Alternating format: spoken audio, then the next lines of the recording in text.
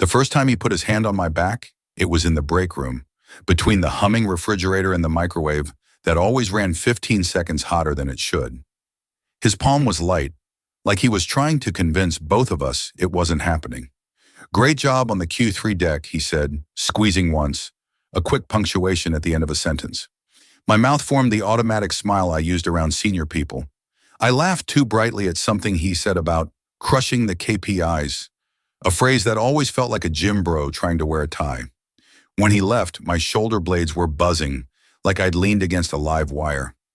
I told myself it was nothing. I told myself I was reading into it. I didn't have the kind of job people write TV shows about. I worked as a brand analyst for a mid-sized beverage company whose big dream was getting our canned matcha into the hands of people who own 5 reusable water bottles and a dog with an Instagram account. I made charts. I made small talk with sales. I answered emails with the crisp politeness of someone terrified of disappointing a stranger. I liked my job enough to say it out loud at parties. I liked my team more. There was a rhythm to our days. The morning huddle where someone always had a pun, the way we collectively hated the printer, the Slack channel where we traded dubious recipes and cursed whoever scheduled 8:30 a.m. status meetings. Our manager, Zach, was the kind of person who could make an ordinary room feel like an audition. He dressed like an ad for success. Slim suits, expensive sneakers, a watch that flashed when he gestured. He laughed big.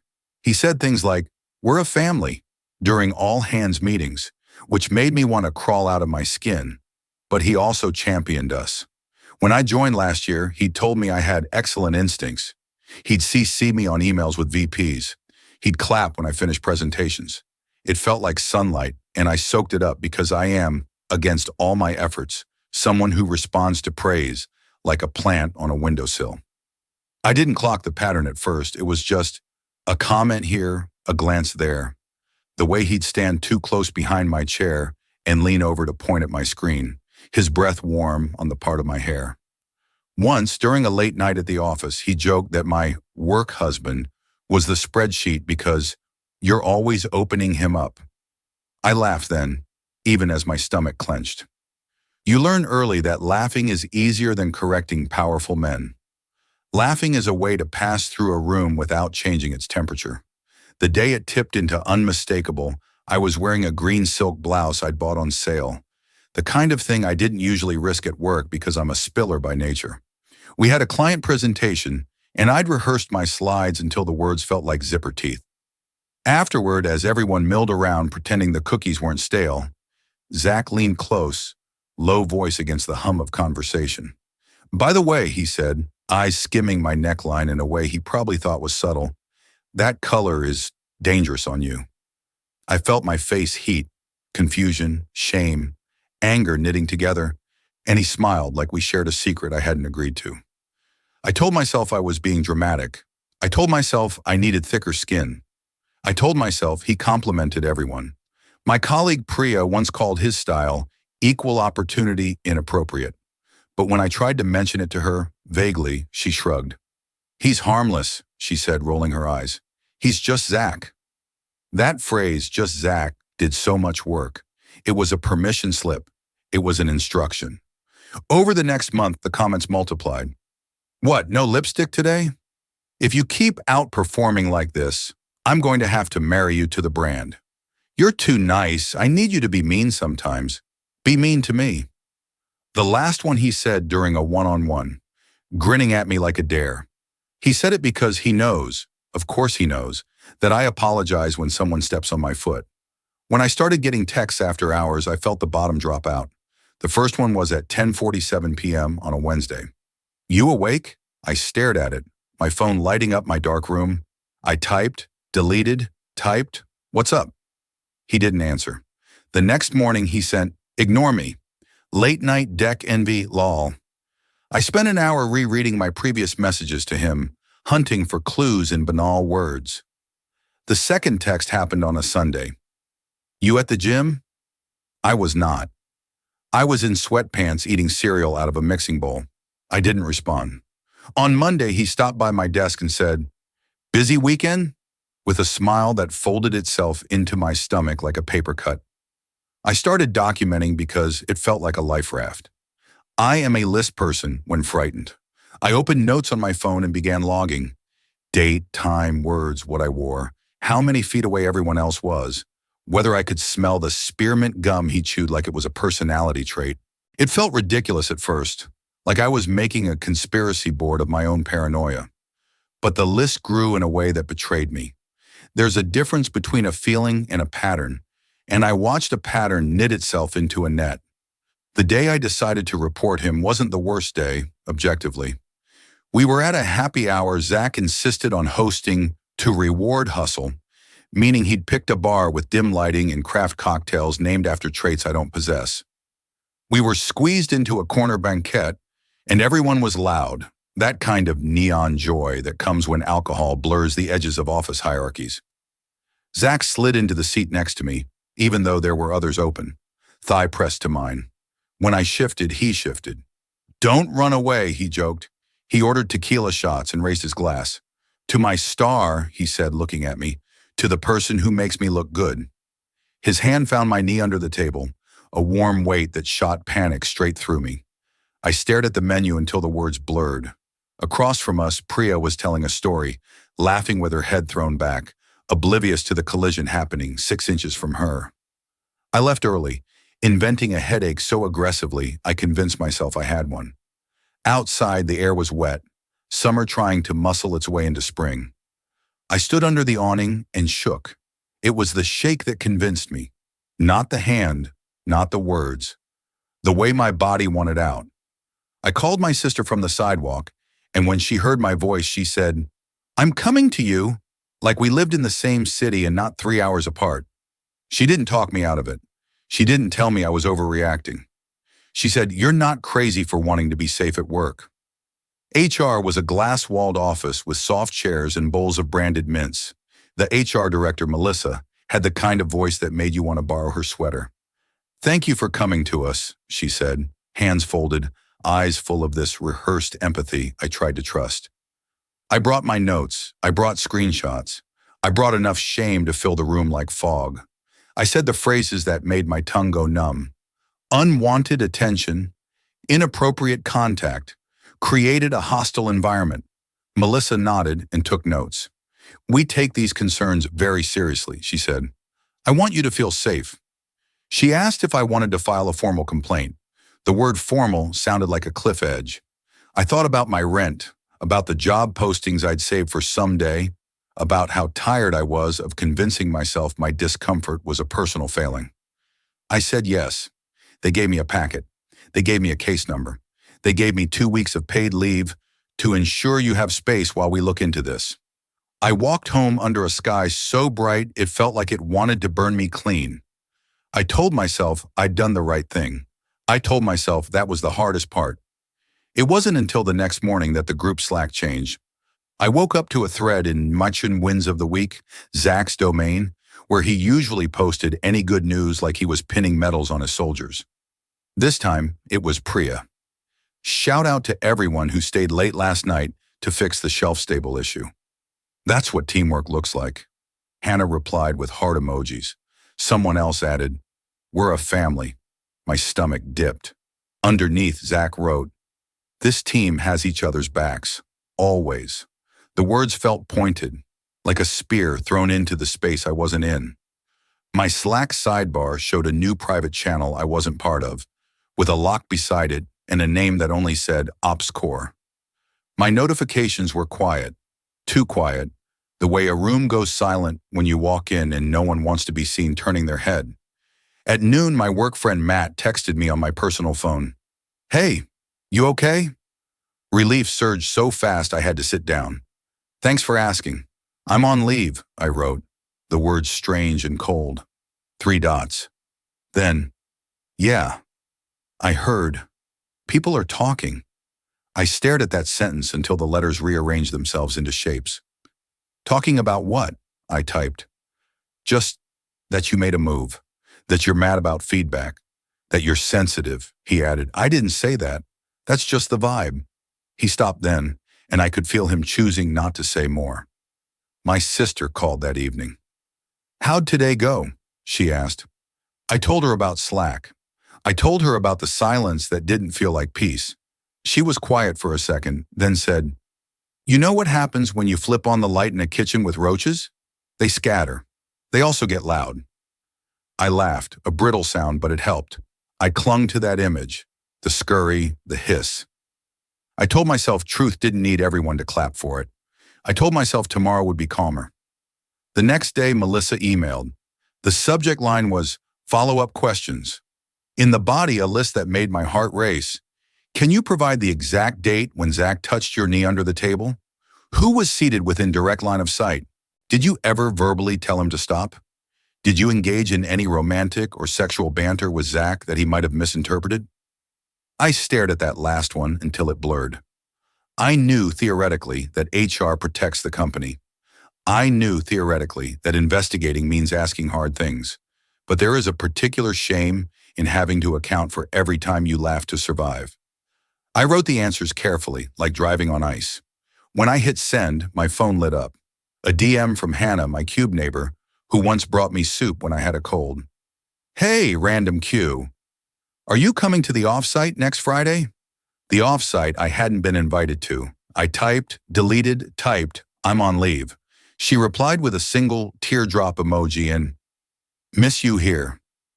Then after a beat, "We're all a little confused." The pronoun hung there, plural and heavy. That night I lay awake, counting AC vents and the hum of the city outside my window. Somewhere under the noise, there was a piece of me that still believes systems work if you feed them enough evidence. But louder than that was the new sound I couldn't unhear. The way people's voices change when they decide someone is trouble. And as much as I didn't want to admit it, I could feel something shifting under my feet. Subtle as an elevator you don't realize is moving until your stomach drops. On the third morning of leave, my badge access failed when I went to pick up a sweater from my desk. The security guard, who knows my coffee order, frowned at the red light. "Huh," he said, tapping the screen. "Weird." He made a call. "Sorry," he mouthed. While I waited in the lobby under the giant mural that says, "Do the bold thing," I watched Zach walk in, flanked by two members of the Ops Core channel. He saw me and gave a sympathetic wince, a theatrical sadness. Like I had a cold he regretted I caught. He didn't stop. He said, "Hang in there," as he passed. And like a reflex I can't amputate, I almost said, "You too." I didn't. I swallowed the words. I stood in the lobby and felt the building decide who I was going to be.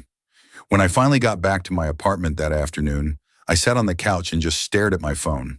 The building's lobby smell was still on me. Cleaners, coffee, and something metallic. I felt hollowed out. I didn't know what was worse, that Zach had breezed past me like I was an inconvenience, or that he'd said, "Hang in there," like I was the one who'd done something wrong. An hour later, an email from HR landed in my inbox. "We'd like to schedule a follow-up interview to discuss findings." The meeting was set for the following Tuesday, 9 around a.m. sharp. No other details. Just that. I texted my sister, "They're done investigating. I'm scared." She replied right away, "Don't go alone. Can you record? Or at least take notes?" I promised I would, but my hands were shaking even thinking about it. When Tuesday came, I put on my plainest outfit, gray sweater, black pants, hair tied back.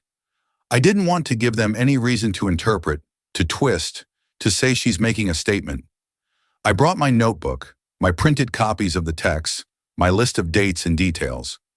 My heart was doing that steady thud you get right before you speak on stage. Melissa was already waiting in the conference room.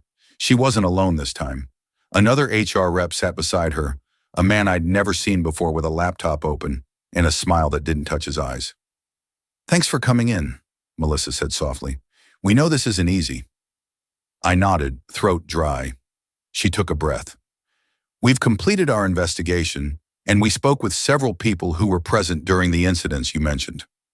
The phrasing already felt like a warning. "Okay," I said, gripping my notebook tighter. "We weren't able to substantiate your claims of inappropriate physical contact," she continued, reading from the notes in front of her. "None of the witnesses we interviewed recalled seeing anything of that nature." I blinked. "Of course they didn't," I said. "He did it under the table." Melissa nodded sympathetically. "We understand that, But unfortunately, without corroboration or clear evidence, it becomes a he said, she said situation. I stared at her, trying to process the words. I gave you the texts, I said. I showed you the messages he sent me. You awake? You at the gym? The man from HR looked up. Yes, and we reviewed those. However, none of those messages, in isolation, explicitly demonstrate harassment. There's room for interpretation. He indicated that he meant them as casual, friendly communication between colleagues. Friendly, I said, laughing bitterly. He's my boss. Melissa gave me that calm, neutral expression that HR must practice in front of mirrors. I understand how that might feel inappropriate. We did remind him of company policy and our expectations for professional boundaries moving forward. So that's it? I said quietly. He gets a reminder? She folded her hands. The investigation is now closed. We encourage you to reach out if any further incidents occur. In the meantime, we'd like to facilitate your transition back to work in a way that feels safe and supportive. My stomach twisted. Transition back? Yes, she said. We think it would be best if you return next Monday. We've moved you to a different seating area on the other side of the floor. You won't report directly to Zach anymore, but you'll still be within the same department. I stared at her. You're keeping him as manager? We didn't find cause to take disciplinary action, she said simply. It took me a second to find words. So I report him, he keeps his job, and now I'm the one being moved? Melissa hesitated.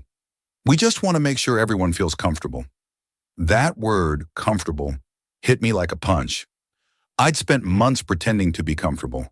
I'd smiled through every offhand comment, every brush of his hand, every fake joke, and now they were using the same word as if comfort were the prize for being silent. I stood up. You don't want me comfortable, I said. You want me quiet. Melissa's lips parted. That's not fair.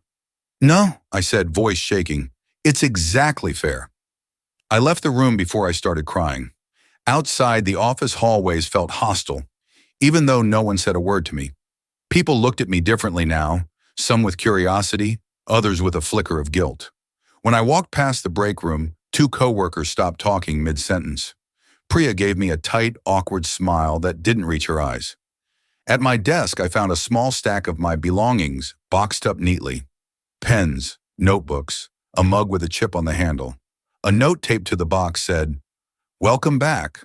You've been moved to Desk 4C, Team D. There was a smiley face drawn beside it. It was surreal, like I'd died and been replaced by an employee who shared my name. That first day back, Zach didn't look at me once. He stood in the open office, laughing with the same people who used to invite me to lunch. I could hear fragments of conversation. Crazy stuff, misunderstanding. He's so respectful, though. It was like listening to people discuss a stranger's ghosts. By lunchtime, I realized no one had asked me to join them. The usual invites to grab something quick downstairs never came. I ended up eating alone at my new desk, chewing mechanically while pretending to scroll emails. When I opened Slack, the messages from my team were gone. The new workspace was silent, save for a single message from someone I barely knew. Hey, hope you're doing okay. HR told us not to talk about anything. Just hang in there. That phrase again, hang in there. It was around 3 o'clock when my laptop pinged, a calendar invite for a team bonding event the following Friday, hosted by Zach. Mandatory attendance. I felt my stomach twist. The event location? The same bar where everything had happened. I went home early that day. HR could call it stress leave or burnout or whatever label made sense to them, but the truth was simpler. I felt erased. That evening, my sister came over with takeout and wine. She sat beside me on the couch as I read her the HR summary. Her hands clenched tighter with every line. Unsubstantiated, she muttered, shaking her head. That's what they always say. God, I hate that word. I think they want me gone, I said quietly. They can't fire me outright, but they're hoping I'll quit. Then don't, she said firmly. Make them uncomfortable for once. But I wasn't sure I could. I was exhausted, bruised in ways no one could see. The next morning, I woke up to an email from Zach. The subject line read, just checking in. My chest went cold. The message was short. Hey, welcome back. I hope there are no hard feelings.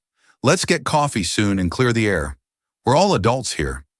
I stared at it for a long time, the cursor blinking beside his signature. Best Zach. I thought about Melissa's gentle voice, the silent slack, the red badge light in the lobby. And for the first time since this all started, I felt something sharper than fear. I felt angry. I didn't reply to his email. I wanted to, God, I wanted to, but every draft I wrote turned into something that would have been used against me later. Don't respond emotionally, my sister had warned. They'll twist it. They'll make you the problem. Still, I couldn't just sit there. I called Melissa. She answered in that soft HR tone again, like she was perpetually mid-guided meditation. Hi, it's me, I said. I just got an email from Zach. He wants to meet for coffee to clear the air.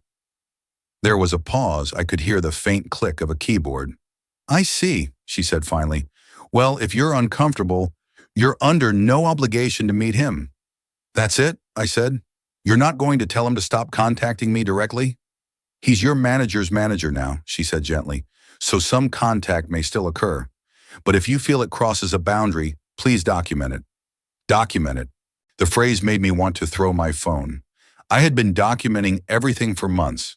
The problem wasn't the lack of documentation, it was that no one cared what it documented. Okay, I said, keeping my voice steady. Then please note that I don't want any contact from him outside of official work channels. I'll add that to your file, she said, and thank you for letting us know. I hung up and stared at the wall. My file. It sounded so sterile. Somewhere there was now a manila folder labeled with my name that told a story I no longer recognized. A neat HR-approved version where I was the employee who raised a concern, and he was the manager reminded of boundaries. That afternoon I saw him again. He was standing by the espresso machine when I walked into the office kitchen. My stomach tightened instantly, but I forced myself to walk in. I wasn't going to let him scare me out of using my own break room. Hey, he said, turning with that salesman's smile that looked rehearsed in the mirror. Back in action, huh? I gave a curt nod and went straight for the fridge. Yep. He leaned against the counter. Listen, I think we got off on the wrong foot with all that mess. I turned slowly. The mess where you harassed me or the mess where I reported it? His smile flickered. You know HR doesn't see it that way. Yeah, I said. I noticed. He chuckled, low and dismissive. Look, you're obviously a hard worker. Nobody wants this kind of drama hanging over the team. Let's just move on, yeah? I felt my pulse hammering in my throat. You don't get to decide that. He straightened, his tone changing just enough to sound dangerous under the surface. You should be careful how you talk to me. That was the moment it really hit me.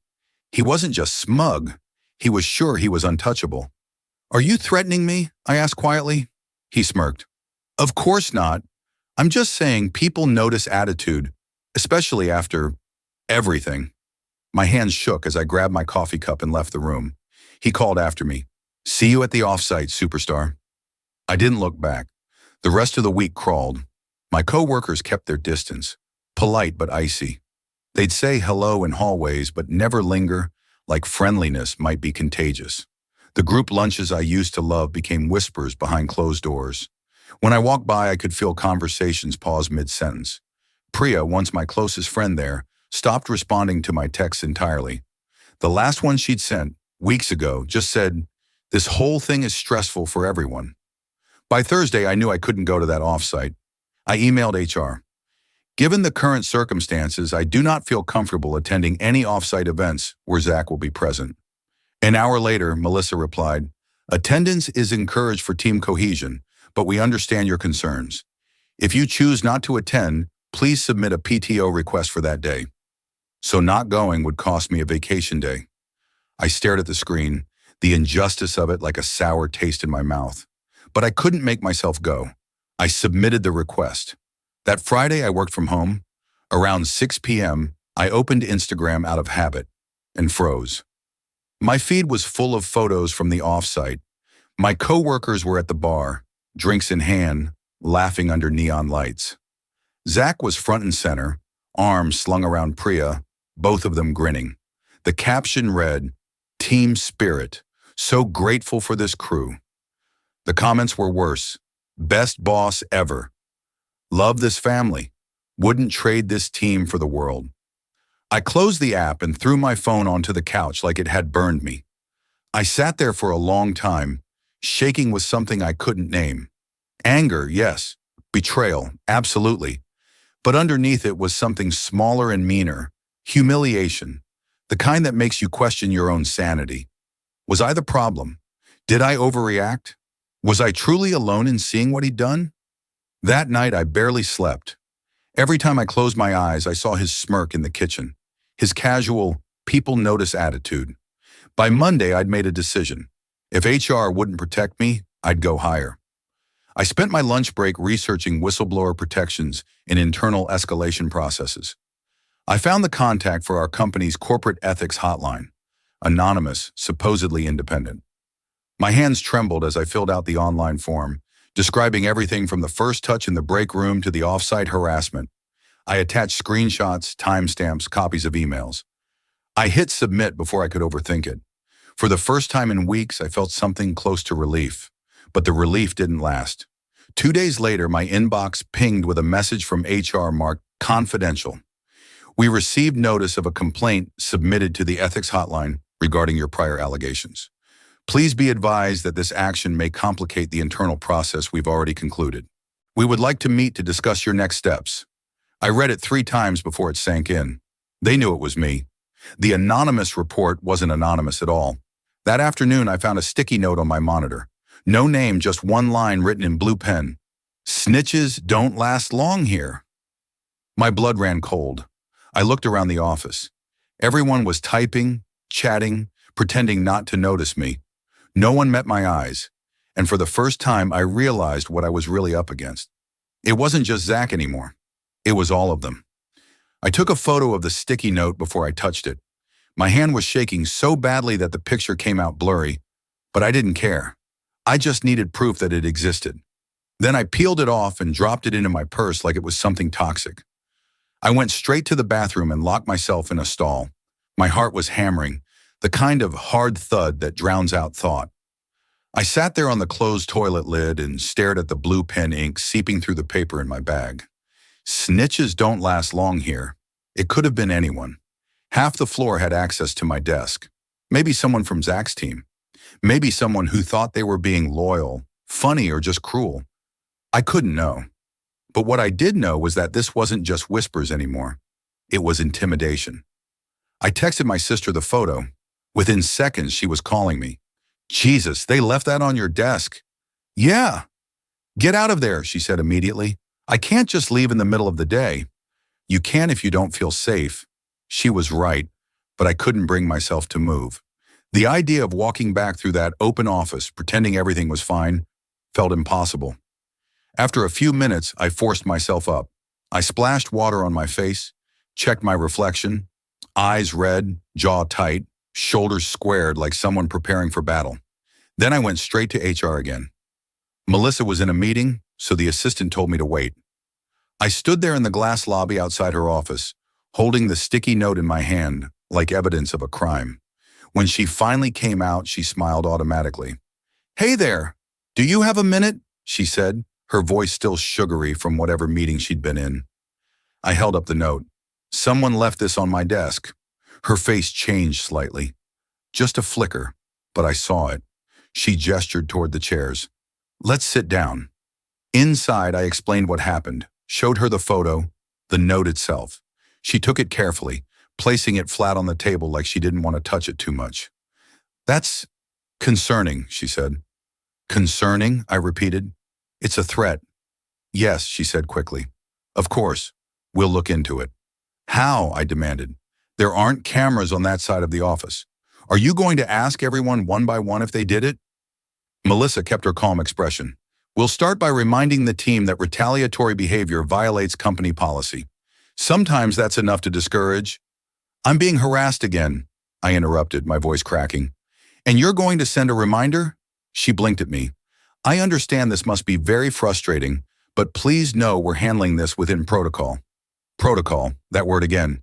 A neat little word that means nothing changes. I stood up. Fine, handle it, but I'm making my own report to the State Labor Board, maybe even an attorney. You can add that to my file too. For the first time, her calm cracked. I'd caution against external escalation, she said quickly. It can complicate your employment status. I think it's already complicated, I said, and walked out. I didn't go back to my desk. I left the building, ignoring the way the receptionist glanced at me but didn't say anything. I took the subway home, gripping the pole with white knuckles, trying not to cry in public. My mind kept looping through the same thought. They're closing ranks. I'm not safe there anymore. That night, my sister drove over. She sat on my couch with her laptop, researching lawyers who handled workplace retaliation. You're not crazy, she said firmly, scrolling. This happens all the time. Companies protect themselves, not people. I wanted to believe her, but the thought of fighting scared me. Lawsuits take time, money, strength, all the things I was running out of. 2 days later, HR sent a mass email to the whole department. We want to remind all employees that our company maintains a zero-tolerance policy toward harassment or retaliation. Please treat each other with respect and professionalism. That was it. No mention of the note. No mention of me. But everyone knew. The way they looked at me after that, like I was radioactive, confirmed it. By the end of the week, the whispers had grown bolder. I overheard fragments at the coffee machine. She's trying to sue, I heard. She was into him, though, wasn't she? People like that ruin good teams. I started taking my lunch outside just to breathe without feeling eyes on me. Every morning, walking into the building made my stomach twist so hard I could barely drink coffee. Then the following Monday, I got called into a meeting with HR again. This time, Melissa was joined by a man I didn't know, someone from legal apparently. His suit was too crisp, his smile too polite. Please sit, he said. I did. He folded his hands. We've noticed increased tension within your department. We believe the situation has become untenable for you there. So we'd like to offer a transition plan. Transition, I repeated. You mean termination? Not at all, he said smoothly. We're offering a severance package equivalent to 2 months' salary if you choose to resign voluntarily. It will allow you to move on without this stress.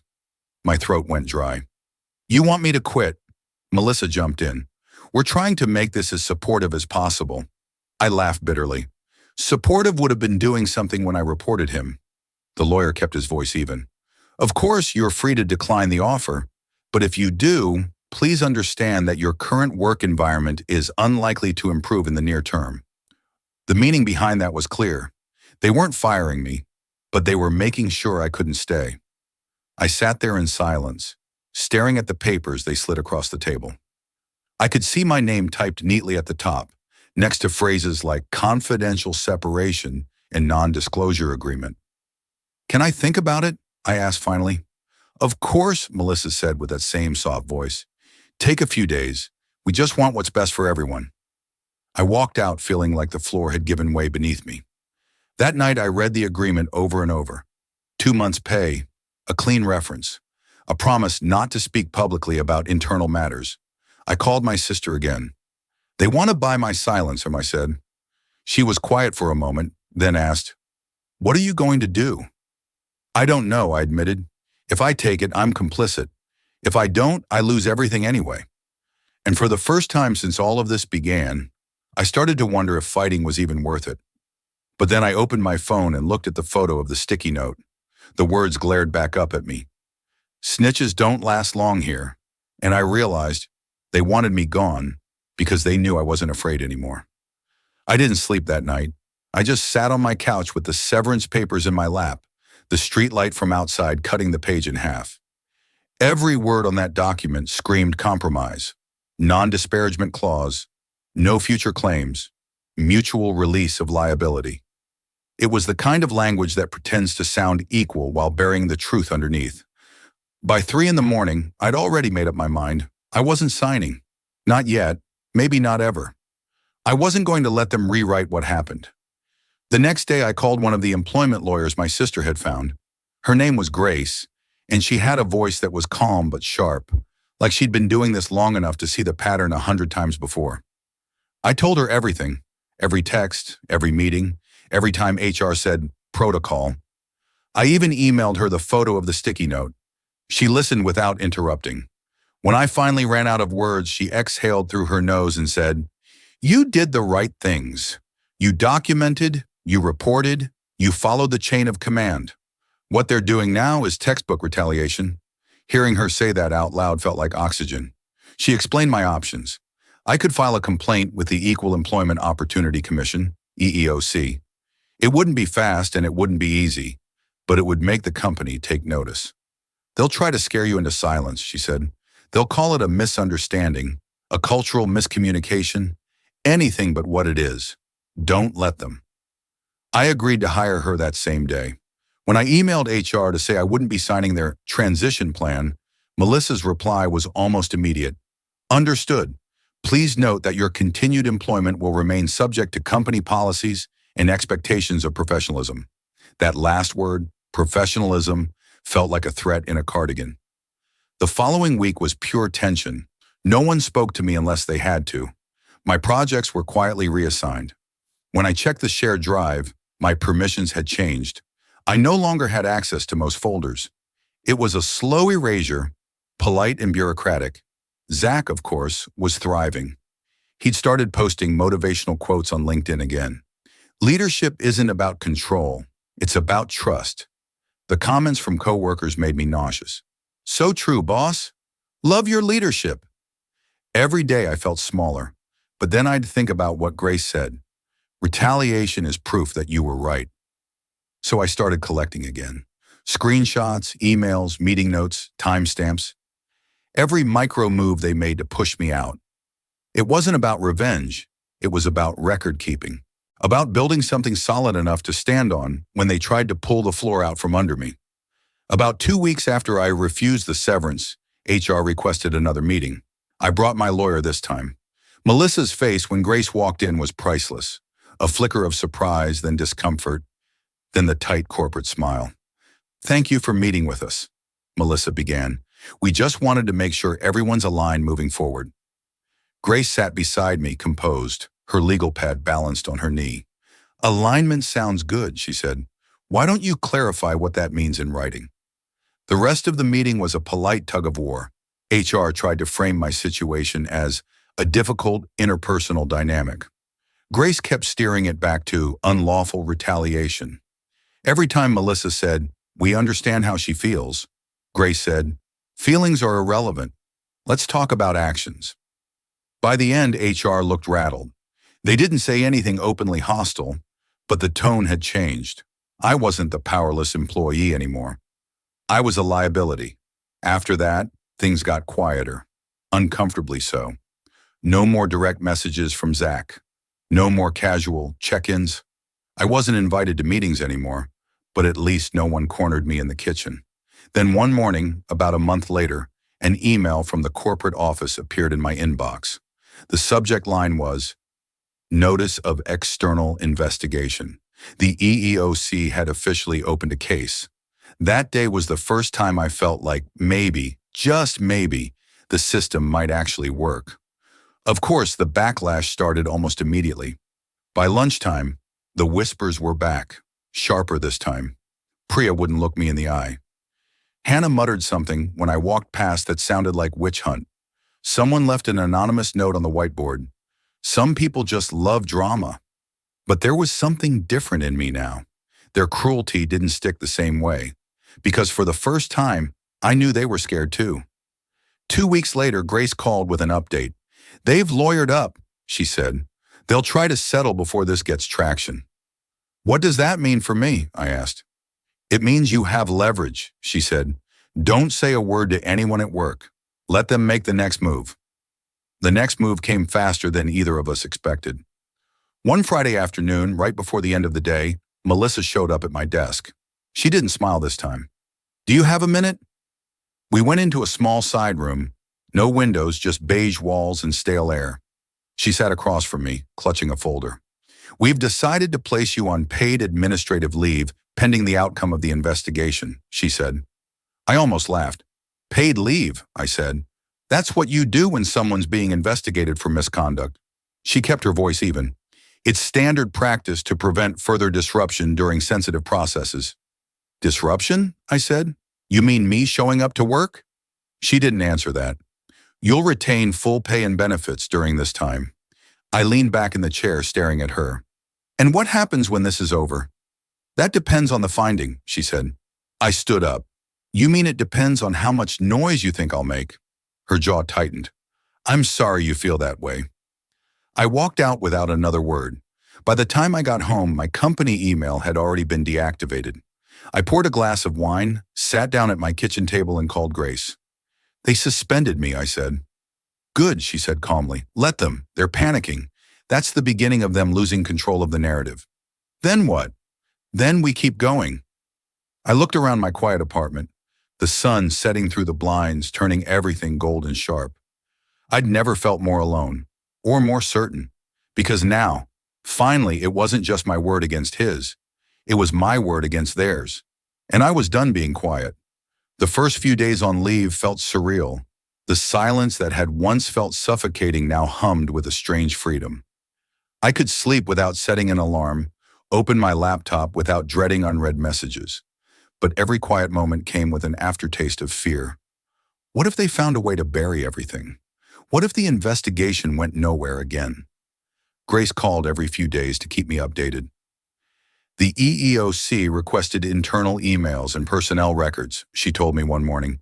They've also subpoenaed Zach's communications. That word, subpoenaed, was like sunlight cracking through storm clouds. You think they'll find anything? I asked. Her tone softened. They usually do. Still, I couldn't stop replaying everything in my head. Every joke I'd nervously laughed at, every moment I'd stayed silent because I didn't want to seem difficult. The more I thought about it, the more I realized how much of myself I'd given up just to be safe. By the second week, the company's PR team had issued an internal memo. Grace forwarded it to me. Someone inside must have leaked it. We are aware of an ongoing third-party inquiry related to workplace culture. We want to assure our employees that we hold ourselves to the highest ethical standards and remain committed to fostering a positive environment for all. It didn't name me, but it didn't have to. Everyone at the company knew who the memo was about. I was the reason they were under investigation. The whispers must have turned into full-blown gossip by then. But outside of those walls, something shifted. A week later, a former employee, someone I barely knew, reached out through LinkedIn. Hi, you don't know me well, but I wanted to say thank you. I worked under Zach 2 years ago. He made me so uncomfortable that I quit. I didn't have the courage to report him, but I've been following what's happening. You're doing what I couldn't. I read that message at least 10 times. Then another one came, from someone in a different department. I'm so sorry for what you're going through. I had similar issues with him. If you need another statement, I'll give one. I forwarded both to Grace. She called me an hour later, almost excited. This is big. If we can establish a pattern, the company's whole isolated misunderstanding defense collapses. It was the first time in months that I felt something close to hope. But with that hope came backlash. The next day I got an email from a blocked address. You think you're some kind of hero? You're going to ruin people's jobs because you couldn't take a joke. No name, no signature, just malice. I forwarded it to Grace. Keep it, she said. This is retaliation in real time. A week later, the EEOC investigator scheduled a virtual interview with me. I logged in early, heart pounding. The investigator, a woman named Angela, was calm, direct, and meticulous. She asked me to walk her through everything, every incident, every conversation, every report. Halfway through, I broke down. I keep wondering if I did something wrong, I admitted. If I laughed too much, if I didn't say, stop soon enough. Angela shook her head gently. That's what people like him count on. They blur the line until you start blaming yourself for their choices. You did the right thing by coming forward. When we finished, she said quietly, we'll be in touch soon. There's enough here to warrant further action. That night, I sat on my balcony with a blanket and a glass of wine, staring out at the city lights. For the first time in months, I felt like maybe, just maybe, I hadn't ruined my life. Maybe I just started a different one. Then came the call from Grace a few days later. They're offering a settlement, she said. My stomach flipped. A settlement? Confidential, of course, she said. They'll want a non-disclosure clause, but it's substantial. 6 months' salary, plus they'll mark your record as a voluntary resignation. I was quiet for a long moment. If I take it, does that mean Zach keeps his job? Grace hesitated. Probably. The company might restructure later. But officially, he stays. Something in me deflated. So he gets to keep doing this? Maybe not, Grace said, because the EEOC investigation doesn't end with your settlement. They're looking at him now, too. You lit the match. I leaned back in my chair, staring at the ceiling. 6 months of pay could change everything. Therapy, a clean break, maybe even a fresh start somewhere new. But silence? I didn't know if I could live with that. Think about it, Grace said softly. You don't owe them your story forever. That night, I dreamed about the office, the beige hallways, the fluorescent lights, the sound of Zach's laugh echoing down the corridor. Only this time, when I walked in, no one looked away. Everyone just saw me. When I woke up, I knew my answer. The next morning, I told Grace to accept the settlement only if I could make one final request, that my payout be accompanied by a written acknowledgement of company-wide harassment training and a new anonymous reporting system. She paused for a moment, then said, "That's bold, but I like it." The company agreed within 2 days. They didn't want the EEOC looking too closely, not with other women starting to speak up. When the paperwork came, I read it slowly. 6 months pay, clean record, an internal memo about new training initiatives. It wasn't justice. Not really. But it was a crack in the wall. I signed, and then, just like that, it was over. My email access disappeared. My ID badge was deactivated. My name vanished from the team directory like I'd never existed. But the weight in my chest, the one I'd carried for months, started to lift. That evening, my sister came over with champagne. "You did it," she said, hugging me. "You actually did it." I laughed, but tears stung my eyes. "It doesn't feel like winning." "Maybe not," she said, "but it's the first time they didn't get to decide how it ends." And that was enough for now. Still, I couldn't stop wondering if Zach had seen the memo, if he'd realized that every smug grin, every hand on someone's back, had finally come with consequences. A week later, I got my answer. Someone from my old team texted me out of the blue. "You didn't hear it from me, but Zach's gone. HR called it a mutual separation. Everyone knows what that means. Thought you'd want to know." I stared at the message for a long time. My hands were shaking, but for the first time, it wasn't fear. It was relief. When I read that message, I didn't react right away. It was like my brain couldn't process what my eyes were seeing. Zach's gone. Those 2 words were so small, so ordinary, but they landed with the weight of everything I'd endured. I sat there, phone in hand, heart pounding, trying to picture what gone looked like. Was he escorted out? Did HR call him into the same beige conference room where they'd once told me to be professional? Did anyone clap when he left? Probably not. People like Zach don't get messy endings. They get soft exits and vague LinkedIn updates about pursuing new opportunities. Still, the thought of him packing up his desk felt unreal. I texted Grace. "He's gone." They finally did it. She replied almost instantly, "Good. That means they found enough to make him a liability." Liability. The word made me exhale, long and shaky. For months, I'd been the liability. The whisper, the problem, the risk. And now, finally, that title belonged to him. I didn't post anything online. I didn't tell anyone outside my small circle. It wasn't triumph I felt.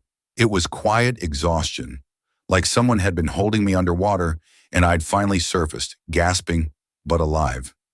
That night, I sat down with my diary, the one I hadn't touched in weeks, and wrote, "He's gone." I thought I'd feel vindicated. Instead, I just feel tired. But maybe that's what real justice feels like. Not loud, not dramatic, just the quiet return of your own life. I closed the notebook, poured myself a glass of wine, and stood on my balcony watching the city lights blink like slow, steady heartbeats. Over the next few weeks, I tried to rebuild a routine. Therapy twice a week, long walks without checking my phone, a small freelance project that reminded me I was still good at what I did. One afternoon, I got an email from Angela, the investigator. "Thank you again for your courage and cooperation. The EEOC has concluded its review and found sufficient cause for concern regarding hostile work environment and retaliation. The company has agreed to a corrective action plan. I read that line 3 times just to make sure it was real. Sufficient cause for concern. It wasn't an apology. It wasn't an admission of guilt. But in the bureaucratic language of the world I'd been living in, it was as close to, "We believe you," as I was ever going to get. I forwarded it to my sister.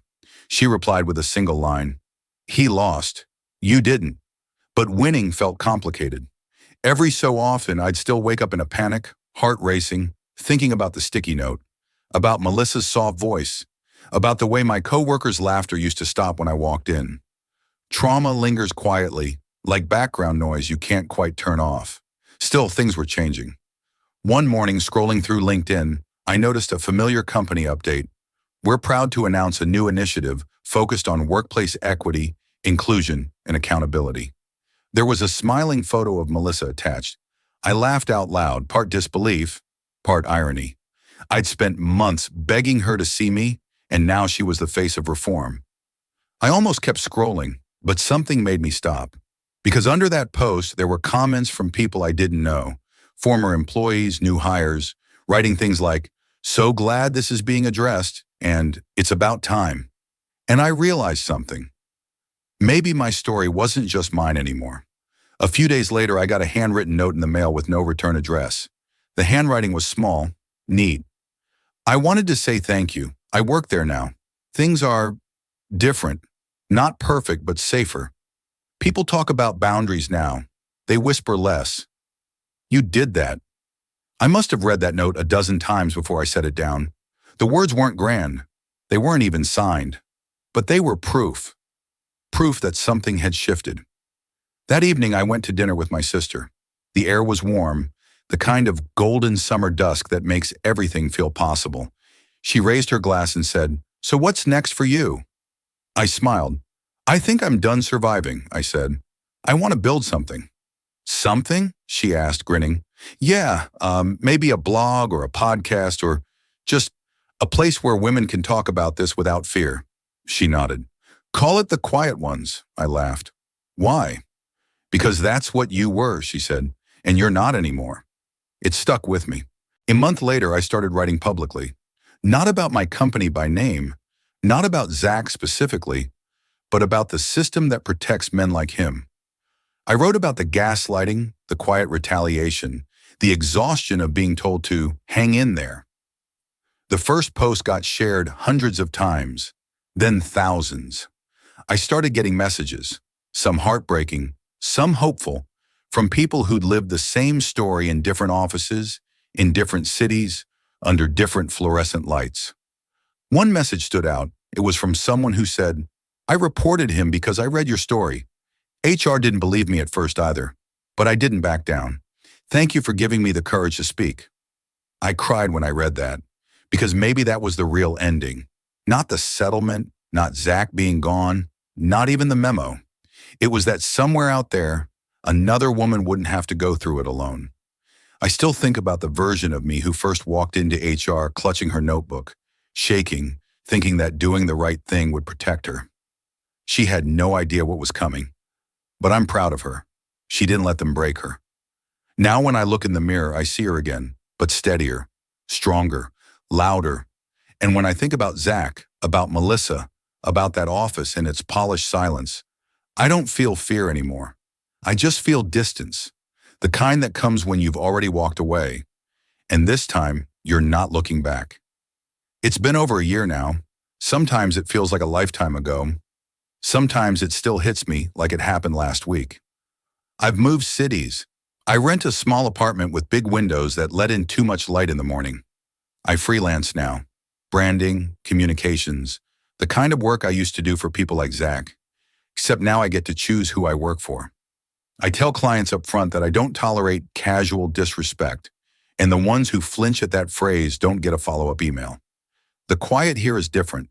It's not the silence of people avoiding you. It's peace.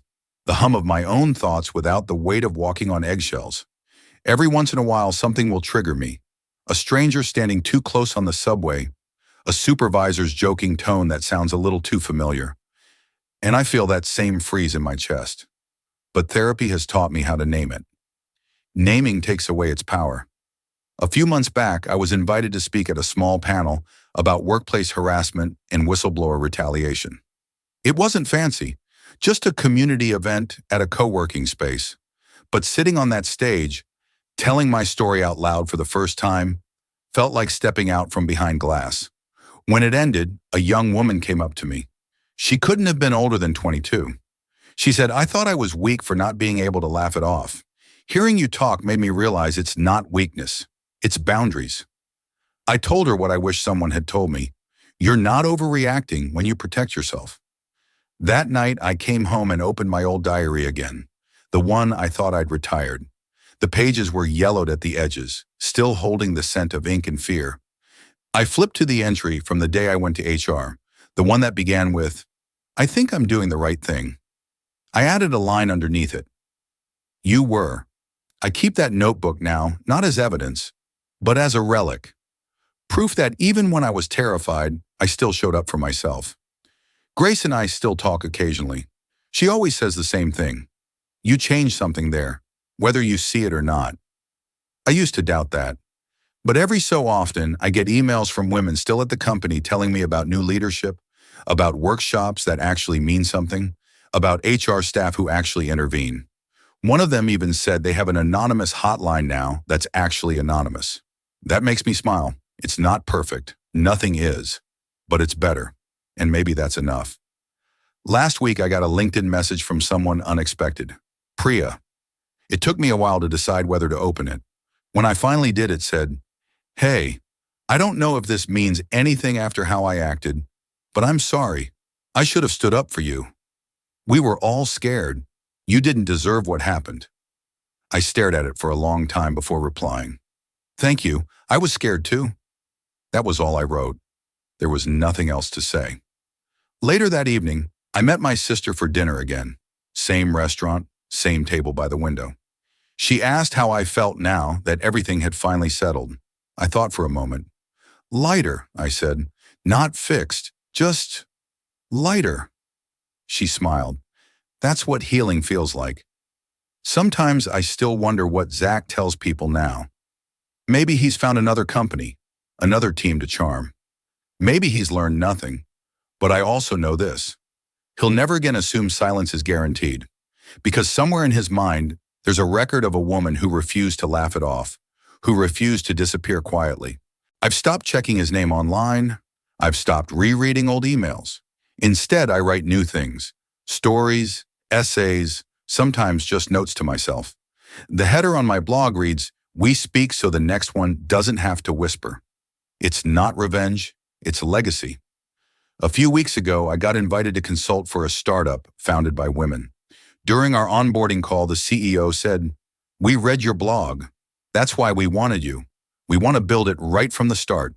When I hung up, I cried, not because of the job itself, but because it felt like the universe's small way of saying, you didn't ruin your life, you rebuilt it.